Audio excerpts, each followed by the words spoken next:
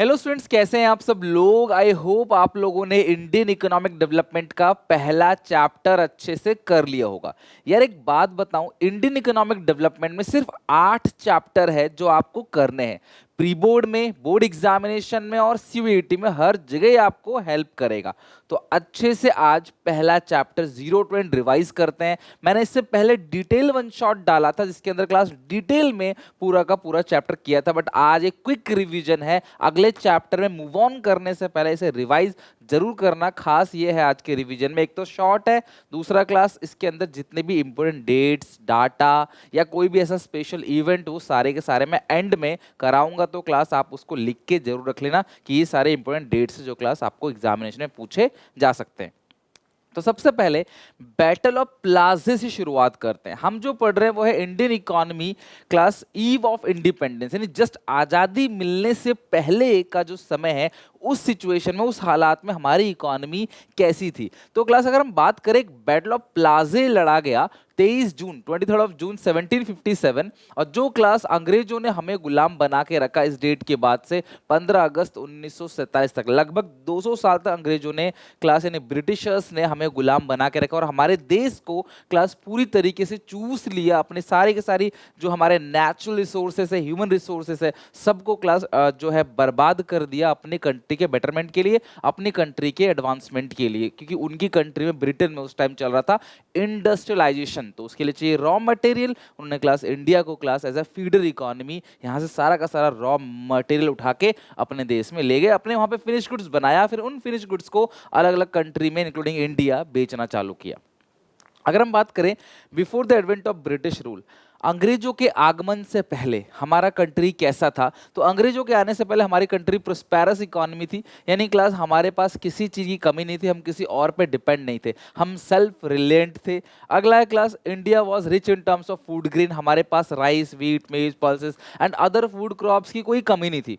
Approximately class 85% लोग खेती बाड़ी कर रहे थे, तो सब लोग अपने लिए क्लास जीवन यापन के लिए इतना जो है खेत में उगा पा रहे थे, अनाज को, फ्रूट्स को, वेजिटेबल्स को, तो हमें जरूरत नहीं थी किसी बाहर से फूड ग्रेन को इंपोर्ट करने की। एग्रीन इकोनॉमी, क्लास मेजॉरिटी पॉपुलेशन खेती बाड़ी कर रही थी और हमारा जो हैंडीक्राफ्ट इंडस्ट्री था वो बहुत पॉपुलर था। अगर बात करें कढ़ाई, बुनाई, नक्काशी, इस तरीके से जो हाथ से चीज़ें बनाई जाती है ना, वो हमारी कंट्री में बहुत फेमस था। इतना ज़्यादा फेमस था कि हम लोग ये सारी चीज़ें बाहर एक्सपोर्ट भी करते थे। जो हमारे स्टोन्स हैं या जो हमारे क्राफ्टमैनशिप है ना, जो नग है, मोती है, इन सब चीज़ों का काम हमारे यहाँ बहुत होता था और हमारे इतना फाइन क्वालिटी था ना ये सब चीज़ों का, तो बहुत ज़्यादा एक्सपोर्ट होता था, लोग पसंद करते थे और अच्छा खासा रेवेन्यू भी जनरेट होता था। लेकिन अंग्रेजों के आगमन से पहले अंग्रेजों ने हमारे कंट्री को पूरी तरीके से बर्बाद कर दिया। हम इसी चीज़ को देखेंगे, अंग्रेजों ने हमारा agriculture sector, occupation structure, demographic profile या फिर जो भी क्लास फॉरेन ट्रेड है या इंडस्ट्रियल सेक्टर है, अंग्रेजों ने कैसे बर्बाद किया, इस चैप्टर में यही सबसे ज़्यादा इंपॉर्टेंट है। तो हमारा जो एग्रीकल्चर सेक्टर है वो उन्होंने किस तरीके से बर्बाद किया। तो सबसे पहला रीजन था लैंड सेटलमेंट सिस्टम, जमींदारी सिस्टम, इसको लैंड रेवेन्यू सिस्टम भी बोलते हैं। अंग्रेजों ने क्या करा क्लास, एक ट्रायंगुलर रिलेशनशिप क्रिएट कर दिया। ये थे ब्रिटिश गवर्नमेंट, ये थे फार्मर्स, ये थे क्लास आपके जमींदार। तो ये है, मान लो जमींदार, ये है फार्मर्स, ये है ब्रिटिशर्स। तो ब्रिटिशर्स ने जमींदारों से बोला, आप इनसे लगान वसूल, आप इनसे सारा का सारा काम कराओ, बहुत ज़्यादा काम कराओ, इनको कम पेमेंट दो और हमें टैक्सेस दो, हमें लगान दो, और हम क्लास इनकी कोई कंप्लेन नहीं सुनेंगे। यानी अंग्रेजों ने खुद खुलेआम जमींदारों को छूट दी कि आप लूटो किसानों को दबा के, बस हमें अपना लगान, टैक्सेस टाइम पे देते रहो, जिसकी वजह से क्लास इनका बहुत ज्यादा शोषण होने लगा। This system is called a triangular relationship between zamindar, farmers and Britishers, इसको बोलते हैं जमींदारी सिस्टम या land revenue system. Commercialisation of agriculture, agriculture का कमर्शलाइजेशन कर दिया गया। बोला फूड क्रॉप ना उगा के कैश क्रॉप उगाओ, कॉटन, सिल्क, जूट, इंडिगो, इन चीजों को उगाओ, हम तुम्हें ज्यादा पैसे देंगे, फूड क्रॉप जो है मत उगाओ। लो लेवल ऑफ प्रोडक्टिविटी, जमीन ज्यादा होने के बावजूद भी, क्योंकि हमारे पास तब HIV सीड्स नहीं थे, हमारे पास insecticides, pesticide, modern technology farming की हमारे पास कोई प्रॉपर पानी का सोर्स नहीं था, बारिश पे डिपेंड थे, जिसकी वजह से जमीन ज्यादा होने के बावजूद भी हमारे पास आउटपुट बहुत कम था। स्कैरसिटी ऑफ इन्वेस्टमेंट, क्लास सरकार ने, ना ही ब्रिटिशर्स ने, ना ही क्लास और किसी बड़े बिजनेसमैन ने, किसी ने भी एग्रीकल्चर सेक्टर को इन्वेस्ट बेहतर बनाने के लिए कोई भी क्लास इन्वेस्टमेंट नहीं करी। तो ये 4 रीजन थे और इन 4 रीजन की वजह से हमारा एग्रीकल्चर स्टैग्नेंट हो गया था। स्टैग्नेंट मतलब स्लो ग्रोथ या नो ग्रोथ, हमारे एग्रीकल्चर में कोई तरक्की नहीं हो रही थी, किसान मर रहे थे। ये है क्लास सारा का सारा, आप देखो कॉटन, जूट हो गया, इंडिगो हो गया, तो ये सब के सब क्लास अलग अलग टाइप के कैश क्रॉप है। Adverse effect on partition. अच्छा, अब जब क्लास हमें आज़ादी मिली, आपको पता है उससे पहले हमारा पार्टीशन हो गया, इंडिया और पाकिस्तान। पाकिस्तान को अलग राज्य दे दिया गया मुस्लिम लोगों को, दैट इज कॉल्ड मतलब कंट्री दे दी पाकिस्तान। तो वहां पे हुआ क्या, ध्यान समझना क्लास, दो हमारे सबसे बड़े नुकसान हुआ। सबसे पहला कि जो बेसिकली फर्टाइल लैंड था, जो हाईली फर्टाइल लैंड था, जहाँ खेती बाड़ी बहुत हो रही थी, वो पाकिस्तान की तरफ चला गया। तो पाकिस्तान में एक ही सोर्स रह गया खेती बाड़ी करने का। दूसरा class, almost the whole jute producing area become East Pakistan, जिसको आज हम बांग्लादेश कहते हैं। India jute good industry which had enjoy a world monopoly so far suffered a heavy class lack of raw material. बहुत नुकसान हुआ कि जूट इंडस्ट्री भी पार्टीशन के बाद पाकिस्तान में चला गया। आज वो बांग्लादेश है, बट हाँ उस टाइम पे पाकिस्तान था। तो जूट इंडस्ट्री पाकिस्तान में चला गया, और दूसरा फर्टाइल लैंड भी पाकिस्तान के पास चला गया जब बंटवारा हुआ देश का। अब हमारा जो इंडस्ट्रियल सेक्टर है उसको अंग्रेजों ने कैसे बर्बाद किया वो भी देखते हैं। सबसे पहला, डिक्लाइन इन हैंडीक्राफ्ट इंडस्ट्री। मैंने आपको बताया हमारी जो हैंडीक्राफ्ट इंडस्ट्री थी, जिससे कई लोगों को रोजगार मिलता था, वो बुरी तरीके से बर्बाद किया due to discriminatory tariff policy. अब ये डिस्क्रिमिनेटरी टैरिफ पॉलिसी क्या है, इन्होंने बोला कि जो भी सामान इंडिया से बाहर जाएगा रॉ मटेरियल, उस पर हैवी टैक्स लगाएंगे ताकि वो सामान बाहर महंगा बिके, लोग ना खरीदे। और बाहर से जो भी सामान इंडिया में आएगा उस पर नो टैक्स, ताकि बाहर का माल, ब्रिटेन का माल इंडिया में आए, सस्ता आए, लोग इंडिया का सामान खरीदें। हुआ, सॉरी, ब्रिटेन का सामान खरीदे। हुआ क्या, हम लोग ब्रिटेन का सारा सामान खरीद रहे थे उस टाइम पे। तो जो हैंडमेड प्रोडक्ट्स थे ना, वो बहुत ज्यादा चले नहीं बाहर, क्योंकि टैक्स लगा दिया। अब मान लो मैंने अपने यहाँ कोई सामान 100 का बनाया, सरकार बोलती है 50 रुपए टैक्स दो, तो मैं तो बाहर वालों को 150 का बेच रहा हूँ, वो क्यों खरीदेंगे। तो इंडिया से जो भी रॉ मटेरियल बाहर जाएगा, सॉरी, जो भी फिनिश गुड्स इंडिया से बाहर जाएगा, not raw material, finish goods, India से जो भी फिनिश गुड्स बाहर जाएगा उस पर सरकार क्या करेगी, हैवी टैक्स लगाएगी। और बाहर से जो फिनिश गुड्स इंडिया में आएगा उस पर नो टैक्स, ताकि वो इंडिया वालों को सस्ता मिले। जिसकी वजह से क्लास इंडिया का हैंडीक्राफ्ट इंडस्ट्री बुरी तरीके से बर्बाद हुआ, जिसका एडवर्स इफेक्ट क्या हुआ, बेरोजगारी होने लगी, और ज़्यादातर लोग फॉरेन गुड्स पे डिपेंड होने लगे। भाई जो बाहर से आएगा वही हम लोग क्लास खरीदेंगे, वही हम लोग यूज़ करेंगे। तभी महात्मा गांधी ने अभियान चलाया था कि भाई बाहर का सामान हम यूज़ नहीं करेंगे, अपना स्वदेशी सामान यूज़ करेंगे। Lack of capital goods industry. हमारे यहाँ पे कोई कैपिटल गुड इंडस्ट्री थी नहीं, टाटा बिरला के अलावा कोई खास इंडस्ट्री इंडिया के अंदर थी नहीं जो जो कैपिटल गुड्स इंडस्ट्री थी। तो प्रोडक्शन कहाँ से होगा, कंट्रीब्यूशन टू जीडीपी बहुत कम था। जीडीपी में 3 सेक्टर का कंट्रीब्यूशन होता है, एग्रीकल्चर सेक्टर, इंडस्ट्रियल सेक्टर और सर्विस सेक्टर। बट जो इंडस्ट्रियल सेक्टर का कंट्रीब्यूशन था जीडीपी पे, वो नेग्लिजिबल था, ना के बराबर था। Limited role of public sector, सरकार ध्यान दे रही थी पावर पे, रेलवे पे, कम्युनिकेशन पे, सरकार बिल्कुल भी ध्यान नहीं दे रही थी क्लास इंडस्ट्रियल सेक्टर पे। सरकार बेसिकली रेलवे पे ही ध्यान दे रही थी, इंडस्ट्रियल सेक्टर पे सरकार ने कुछ खास ध्यान नहीं दिया, जिसकी वजह से हमारा इंडस्ट्रियल सेक्टर है वो बुरी तरीके से स्टैग्नेंट हो गया, बर्बाद हो गया। These are class main reasons. Foreign trade, foreign trade की बात करें क्लास, एक स्विस कनाल बना, जो बेसिकली क्लास जो स्विस कनाल है वो 2 सी को जोड़ता है, रेड सी और मेडिटेरेनियन सी। बनाया किसने क्लास, इजिप्ट की सरकार में। वीडियो एंड तक देखना, लास्ट में सारे के सारे डेट्स में आपको एक साथ रिवाइज कराऊंगा। तो हुआ क्या, जिसकी वजह से मुंबई से जो पहले इंग्लैंड में सामान जा रहा था उसका रूट बहुत बड़ा था, लेकिन जब स्विस कनाल बन गया तो ये रूट बहुत छोटा हो गया, लगभग आधा हो गया क्लास ये रूट, आधे से थोड़ा सा ज्यादा बस। जिसकी वजह से हुआ क्या, जाने लगा कि इंडिया से और ज्यादा रॉ मटेरियल को उठा के ब्रिटेन में यानी इंग्लैंड में, लंदन में जाने लगा, और वहां से फिनिश गुड्स जो है वो इंडिया में आने लगा। रास्ता छोटा हो गया, इन्होंने दबा के यहाँ से माल उठाया और अपनी कंट्री में लेके चले। इंडिया से लगभग 50% का ट्रेड अकेला ब्रिटेन कर रहा था, बाकी जो ट्रेड था वो श्रीलंका हो गया क्लास, चाइना हो गया, ईरान हो गया। श्रीलंका का पुराना नाम था क्लास सिलोन, ईरान का पुराना नाम था पर्शिया, राइट। तो हम लोग क्या बन गए, हम लोग बन गए एक्सपोर्टर ऑफ रॉ मटेरियल और इंपोर्टर ऑफ फिनिश गुड्स। हमारा काम बस एक ही था कि हम रॉ मटेरियल को एक्सपोर्ट करेंगे, फिनिश गुड्स को इंपोर्ट करेंगे। अब कुछ बच्चे बोलेंगे सर अच्छी बात है, आप एक्सपोर्ट करोगे तो ज़्यादा पैसा आएगा। पैसा अपने देश में खर्च करा ही नहीं, पैसा आया, लेकिन इस पैसे को इन्होंने क्लास अपने आर्मी के अंदर, वर्ल्ड वॉर 2 के अंदर, है ना, और जो बाहर से इनविजिबल सर्विसेज मंगाई जा रही थी उन सारी चीज़ों को इंपोर्ट करने में लगा दिया। मतलब हमारा माल बेच के जो पैसा आया उससे भी अपने देश के लिए उसको खर्च किया, हमारे देश के लिए किया ही नहीं। Monopoly control of India foreign trade due to Suez canal. ध्यान रखना, स्विस कनाल इजिप्ट की सरकार ने बनाया था, 10 साल लगे थे बनने में, 1859 टू 1869, और 50% जो ट्रेड है वो अकेला ब्रिटेन कर रहा था, बाकी क्लास श्रीलंका, चाइना और ये जो पर्शिया उसको हो रहा था। और इस एक्सपोर्ट सरप्लस को भी इन्होंने क्लास क्या किया, ड्रेन कर दिया, हमारे लिए इसको यूज नहीं किया, इसको भी अपने वर्ल्ड वॉर में लगाया लगाया, कॉलोनियल स्टाफ को सैलरी देने में लगाया और बाहर से इनविजिबल सर्विसेज को मंगाने में लगाया। इवन जो रेलवे बना वो उससे भी क्लास पूरा इंडिया का बजट लेके, पूरा इंडिया का पैसा लेके इन्होंने रेलवे बना दिया और उस रेलवे को भी अपने काम में लगाया कि यहाँ से माल सारा उठा के देश में जल्दी से ले जाएंगे और बाहर से सामान ला के पूरी कंट्री में बेचेंगे उसको। डेमोग्राफिक प्रोफाइल, यहाँ से क्लास कुछ बातें आपको ध्यान रखनी है। डेमोग्राफिक कंडीशन अच्छी नहीं थी इंडिया की, बट 1921 एक ऐसा ईयर आया क्लास जहाँ पे इंडिया सेकंड डेमोग्राफिक ट्रांजिशन में एंटर कर जाता है, यानी कि जहाँ पे डिक्लाइन इन डेथ्स और रिलेटिवली हायर बर्थ, पैदा ज़्यादा होने लगे बच्चे, डेथ कम होने लगी। 1921 को हम लोग ईयर ऑफ ग्रेट डिवाइड बोलते हैं, क्योंकि 1921 के बाद से इंडिया की पॉपुलेशन आज तक कभी घटी नहीं है, हमेशा बढ़ी है। तो इंडिया की पॉपुलेशन 1921 से कभी घटी नहीं, इसलिए क्लासेस को हम लोग बोलते हैं ईयर ऑफ ग्रेट डिवाइड। बाकी जो जनगणना होती है 10-10 साल के लिए होती है। पहली जनगणना हुई थी 1881 और आखिरी क्लास 2011-21 का क्लास डेटा जो है थोड़ा थोड़ा आ रहा है, पूरी तरीके से अभी आया नहीं है। अच्छा, अगला है क्लास, यहाँ पे ये सारे के सारे पॉइंट्स जो बताते हैं कि हमारा डेमोग्राफिक कंडीशन अच्छा नहीं था। High birth rate and death rate, लोग बहुत ज़्यादा, देखो ट्रांजिशन 1 वो है जहाँ बर्थ रेट बहुत ज़्यादा है, डेथ रेट बहुत ज़्यादा है। ट्रांजिशन 2 में बर्थ रेट धीरे धीरे बढ़ रहा है बट डेथ रेट घट रहा है। तो इंडिया 1921 में डेमोग्राफिक ट्रांजिशन सेकेंड पे एंट्री कर गया था। और high birth rate, death rate, ये हमारा डेमोग्राफिक कंडीशन है ईव ऑफ इंडिपेंडेंस से पहले। बर्थ रेट, डेथ रेट दोनों बहुत हाई था, लगभग 48, हर मतलब 1000 में से 48 लोग पैदा हो रहे थे और डेथ हो रही थी कितने की, 40 की, बट दोनों ही फिर भी हाई था। लो लिटरेसी रेट, पढ़े लिखे लोग बहुत कम थे, महिलाओं का लिटरेसी रेट जस्ट 7% और ओवरऑल लिटरेसी रेट था 16%। सोचो 16% लोग ही पढ़े लिखे थे। अगर हम आज की बात करें तो आज कई कई स्टेट में 95-98 तक पहुंच गया है, लेकिन कई स्टेट में अभी भी 60-70 ही रह गया है।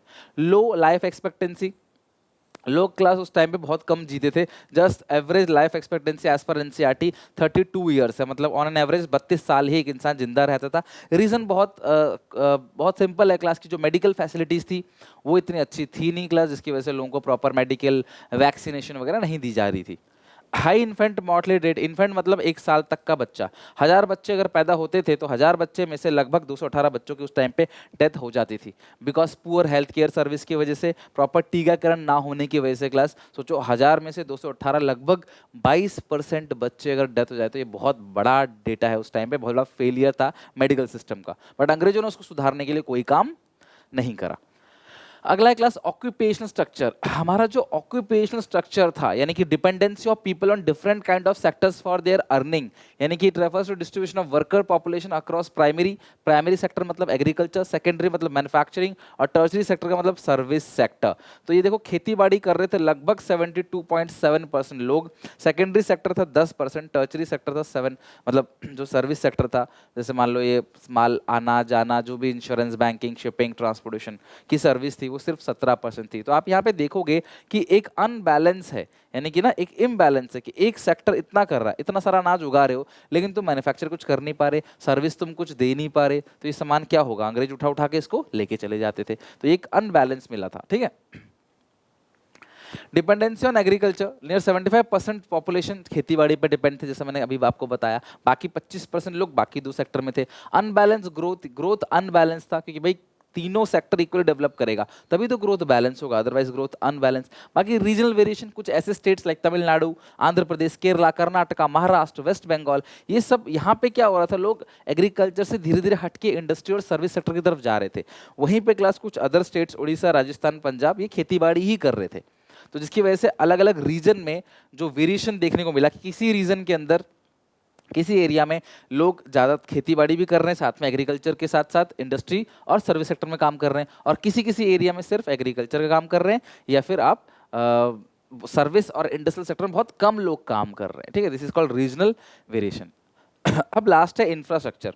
अंग्रेजों ने इंफ्रास्ट्रक्चर के नाम पे सिर्फ 2 ही चीज़ें डेवलप करी, रेलवे और कम्युनिकेशन, वो भी अपने फ़ायदे के लिए। वो तो क्लास वो है कि हमें बाद में ये रेलवे विरासत में मिला, लेकिन क्लास उन्होंने इस टाइम पे ना एजुकेशन पे ना कम्युनिकेशन पे कहीं कुछ काम नहीं किया, सॉरी एजुकेशन पे, हेल्थ केयर पे कहीं काम नहीं किया क्लास। इन्होंने सिर्फ और सिर्फ काम क्या किया, बेसिकली रेलवे और कम्युनिकेशन। एजुकेशन का काम इन्होंने थोड़ा बहुत किया, 1-2 जगह एजुकेशन का काम किया, जैसे मान लो कि केरला में कुछ स्कूल्स बनाए गए, है ना, यानी कि जो साउथ की तरफ है वहाँ पे कुछ स्कूल्स बनाए गए, जिसकी वजह से वहाँ पे इंग्लिश मीडियम स्कूल बनाए गए, लेकिन बाकी इन्होंने कहीं कुछ भी डेवलप नहीं किया। 2 मेन इंफ्रास्ट्रक्चर है जो इंडिया में डेवलप किया गया।